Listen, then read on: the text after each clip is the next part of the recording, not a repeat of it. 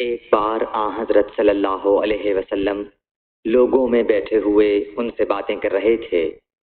اتنے میں ایک دیہاتی آپ کے پاس آیا اور پوچھنے لگا کہ قیامت کب آئے گی۔ آپ صلی اللہ علیہ وسلم اپنی گفتگو میں مصروف رہے۔ بعض لوگ جو مجلس میں تھے کہنے لگے، آپ صلی اللہ علیہ وسلم نے دیہاتی کی بات سنی لیکن پسند نہیں کی، اور بعض کہنے لگے کہ نہیں بلکہ آپ نے اس کی بات سنی ہی نہیں۔ جب آپ اپنی باتیں پوری کر چکے تو میں سمجھتا ہوں کہ آپ صلی اللہ علیہ وسلم نے یوں فرمایا، وہ قیامت کے بارے میں پوچھنے والا کہاں گیا؟ اس دیہاتی نے کہا، حضور میں موجود ہوں۔ آپ نے فرمایا کہ جب امانت ایمانداری دنیا سے اٹھ جائے تو قیامت قائم ہونے کا انتظار کر۔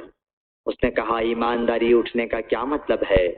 آپ صلی اللہ علیہ وسلم نے فرمایا کہ جب حکومت کے کاروبار نالائق لوگوں کو سونپ دیے جائیں تو قیامت کا انتظار کر۔ صحیح بخاری حدیث نمبر 59۔